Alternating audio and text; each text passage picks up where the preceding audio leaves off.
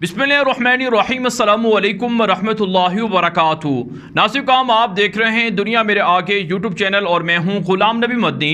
Saudi अरब बड़ी तबाही से दुचार होने जा रहा है।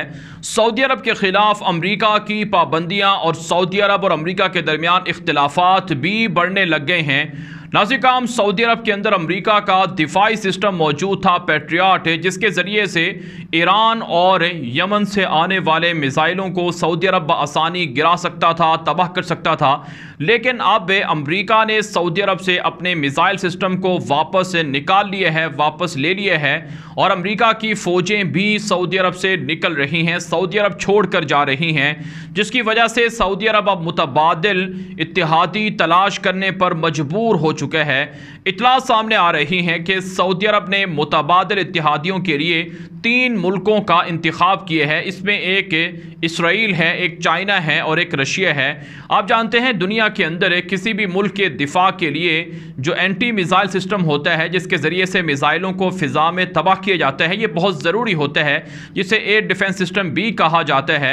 नाज़रीन काम सऊदी अरब के पास है जो अमरीका से हासिल किए हुए मिसाइल सिस्टम था, उसका नाम पैट्रियट था, वो अमरीका वापस ले रहा है। अब मुतबादल के तौर पर सऊदी अरब या तो चाइना से या फिर रशिया से मिसाइल सिस्टम ख़रीदने जा रहा है।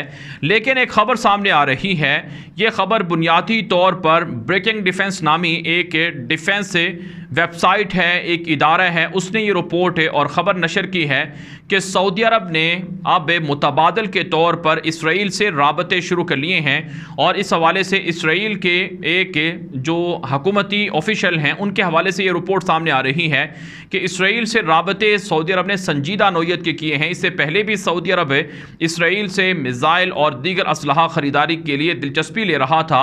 और जो हैकिंग सिस्टम है, जो मोबाइल फ़ोन्स के अंदर जासूसी वगैरह करता है, जो इसराइल की मुख्तलिफ़ कंपनियाँ बनाती हैं, वो पहले ही सऊदी अरब इसराइल से लेकर इस्तेमाल कर चुका है।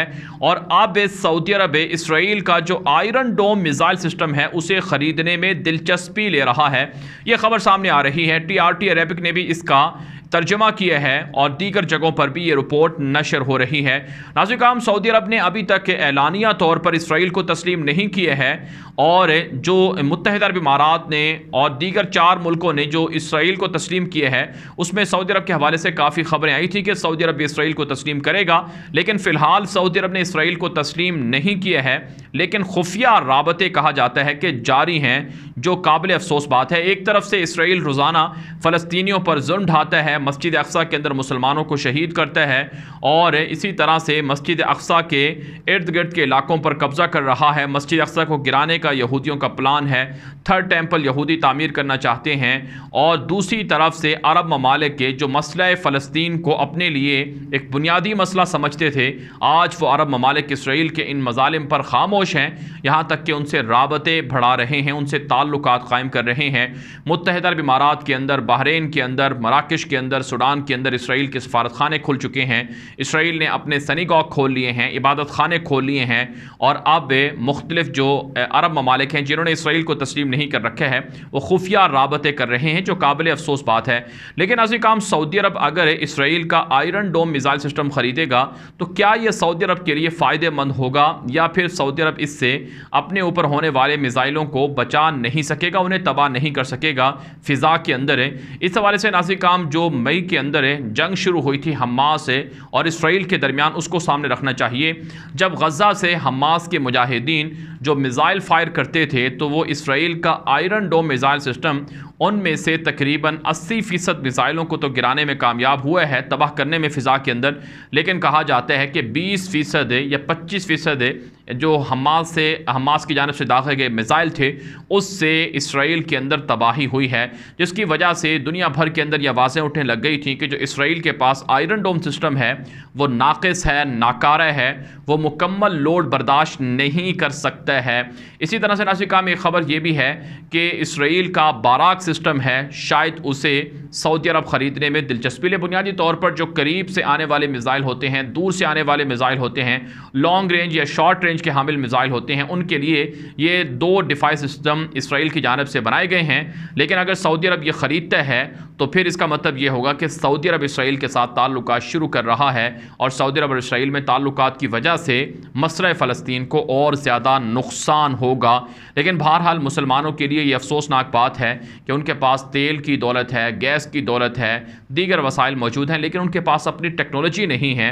कुरान पाक के अंदर मुसलमानों को अपनी दिफाई टेक्नोलॉजी तैयार करने और दिफा के लिए हर तरह का कदम उठाने का कहा गया है, लेकिन मुसलमान इस हवाले से काफ़ी गफलत में हैं। कहा जाता है कि अरब दुनिया तो ऐश परस्ती में इस कदर मुनहमिक है कि अब उन्हें एहसास हो रहा है कि उनके पास भी जौहरी हथियार होते, मिज़ाइल सिस्टम होते, अपनी टेक्नोलॉजी होती, लेकिन अब भी वो ख़रीदारी पर इन्हिसार कर रहे हैं। इसके अलावा नाज़रीन, सऊदी अरब से एक और ख़बर ये भी सामने आ रही है कि सऊदी अरब तालिबान से राबता करने के लिए संजीदा हो चुका है। सऊदी अरब के साबिक इंटेलिजेंस चीफ हैं तुर्की अल फैसल, इन्होंने कतर के अंदर तालिबान रहनुमाओं से मुलाकातें भी की हैं। इनके हवाले से खबर सामने आ रही है कि जब तालिबान ने 15 अगस्त को अफ़गानिस्तान पर कंट्रोल हासिल किया था, उससे चंद दिन पहले ये कतर गए थे और कतर के अंदर तालिबान हुकाम से मुलाकातें हुई थी और तालिबान और सऊदी अरब के ताल्लुकात के हवाले से मुस्बत पेशरफ्त हुई है और अब सऊदी अरब तालिबान को तस्लीम करने के लिए भी तैयार हो चुका है। नाज़रीन, आप जानते हैं मासी के अंदर सऊदी अरब, मुत्तहिदा अरब इमारात और पाकिस्तान, ये 3 ऐसे मुल्क थे जिन्होंने अफ़गान तालिबान की पहली हुकूमत को तस्लीम किया था और तालिबान के साथ इन 3 ममालिक के ताल्लुकात थे। लेकिन अब चूँकि पूरे अफ़गानिस्तान पर तालिबान की हुकूमत है और दुनिया तालिबान को तस्लीम करने की तरफ बढ़ रही है, इसमें चाइना है, ताजिकिस्तान है, ईरान है, पाकिस्तान है, रशिया है और दीगर ममालिक हैं जो तालिबान से राब्ते कर रहे हैं। इसलिए सऊदी अरब भी पहल करना चाहता है और माहिरीन ये बताते हैं कि अगर सऊदी अरब पीछे रहा तो फिर ईरान सबकत ले जाएगा, ईरान बाजी ले जाएगा।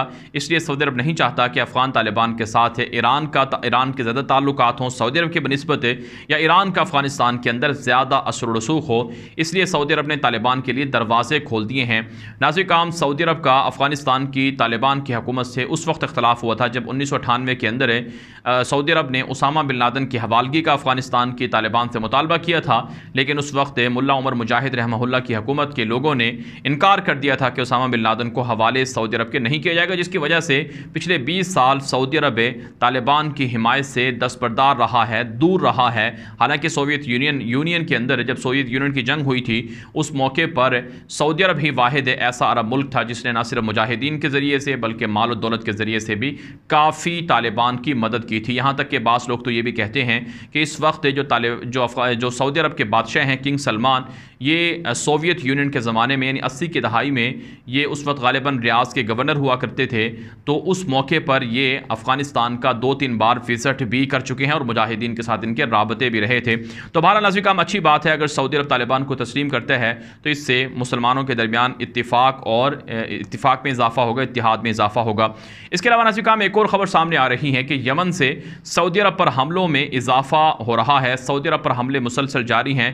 मज़ीद ड्रोन हमलों के ज़रिए से और मिज़ाइलों के ज़रिए से सऊदी अरब के मुख्तलिफ एयरपोर्ट्स को निशाना बनाया गया है, जिसकी वजह से सऊदी अरब काफ़ी मुश्किलात का सामना कर रहा है। नाज़रीन, यमन की जंग पिछले 7 साल से जारी है। ये जंग ख़त्म नहीं हो रही है। एक तरफ से ईरान हूसियों को सपोर्ट करता है, दूसरी तरफ से सऊदी अरब ये कहता है कि जब तक यमन के हूसी हथियार नहीं डालेंगे हम जंग नहीं रोकेंगे। तो इसकी वजह से लाखों यमनी अवाम मुतासर हो रहे हैं। इस जंग से अब तक तकरीबन 4 से 5 लाख लोग ज़ख्मी, हिजरत और इसी तरह से कत्ल हो चुके हैं। लेकिन अब भी ये जंग जारी है। इससे सऊदी अरब की इकॉनमी को भी काफ़ी नुकसान हुआ है। तिजारत उनकी काफ़ी मुतासर हुई है और उनकी जो सरगर्मियाँ हैं फैक्ट्रियों की, एयरपोर्ट्स की और इसी तरह से दीगर जो एक्टिविटीज़ हैं उन पर भी असर पड़ा है। लेकिन ईरान की प्रॉक्सी वार है कि ख़त्म होने का नाम नहीं ले रही है। इसके अलावा नाज़रीन, एक और ख़बर सामने आ रही है कि सऊदी अरब के अंदर मुख्तलिफ़ जगहों पर रोशन ख्याली की वजह से सिनेमा हॉल खुल रहे हैं। नाज़रीन काम एक खबर सामने आई थी कि मदीना मुनव्वरा के अंदर मुख्तलिफ प्रोजेक्ट शुरू किए जा रहे हैं सऊदी अरब की गवर्नमेंट की जानिब से। उसमें नाज़रीन काम एक खबर ये भी सामने आई थी कि मदीना मुनव्वरा के अंदर सिनेमा हॉल खोलने की भी मंजूरी दी गई है हुकूमत की जानिब से। इस पर मुख्तलिफ ममालिक के स्कॉलर्स ने तशवीश का इजहार किया था, उलमाए किराम ने तशवीश का इजहार किया था। पाकिस्तान के मशहूर आलिम दीन और पाकिस्तान न सिर्फ पाकिस्तान बल्कि दीगर दुनिया के ममालिक के अंदर मशहूर व मारूफ है पाकिस्तान के मुफ्ती आज़म जिन्हें कहा जाता है मुफ्ती तकी उस्मानी साहब, उनकी जानिब से भी इस पर तशवीश का इजहार हुआ था और उन्होंने कहा था कि ये अफसोसनाक बात है अगर मदीना मुनव्वरा के अंदर सिनेमा हॉल खुल रहे हैं। नाज़रीन काम एक तरफ से अफ़गानिस्तान के अंदर तालिबान की हुकूमत है जिन्होंने सिनेमा हॉल पर पाबंदी लगा दी है, दूसरी तरफ से सऊदी अरब की हुकूमत है जहाँ पर सिनेमा हॉल या इस तरह की रोशन ख्याली की तरफ इक़दाम किए जा रहे हैं जिससे मुसलमानों में इज़्तिराब बढ़ रहा है। यहाँ तक कि नाज़रीन काम मुसलमान इस हवाले से भी काफ़ी परेशान हैं कि पिछले 2 सालों से सऊदी अरब के अंदर हरमैन शरीफैन में आमद व रफ्त पर पाबंदी लगा दी गई है और उस तरह से उम्रे की इजाज़त नहीं है जिस तरह से पहले हुआ करती थी। कोरोना के नाम पर हज में भी 2 साल से हज भी नहीं हो रहा है उस तरह से, और लोग भी नहीं आ रहे हैं, ना जा पा रहे हैं, ना वहाँ से आ रहे हैं। तो ये काफ़ी तशवीशनाक बात है। सऊदी इंतज़ामिया को इस हवाले से गौर व फिक्र करना चाहिए, अपने रवैयों को तब्दील करना चाहिए, क्योंकि मुसलमान दुनिया के अंदर जो तशवीश है ये सऊदी अरब के लिए भी एक तरह से तकलीफ़ का बायस होगी और सऊदी अरब के लिए भी नुकसानदेह है और सऊदी अरब को ख़ुद अपने रवैये बदलना होंगे, वरना सऊदी अरब की हुकूमत ख़तरे में है। क्योंकि जो दुश्मन हैं, चाहे वो इसराइल हो, चाहे ईरान हो, चाहे कोई और हो, उसके ज़रिए से सऊदी अरब को डिस्टेबलाइज़ करने की, सऊदी अरब को कमज़ोर करने की कोशिशें हो रही हैं। बहरहाल नाज़रीन काम ये वीडियो दोस्तों के साथ व्हाट्सएप पर, फेसबुक पर, इंस्टाग्राम पर, हर जगह पर लाज़मी नशर करें ताकि लोगों को हक़ाइक़ मिल सकें, लोग प्रोपेगेंडे से बच सकें, झूठ से बच सकें। अपनी राय कॉमेंट के ज़रिए से और हमारे व्हाट्सएप नंबर पर कॉमेंट के ज़रिए से आप दे सकते हैं। अब तक के लिए इतना ही इजाज़त दीजिए। अस्सलामु अलैकुम व रहमतुल्लाहि व बरकातुहू।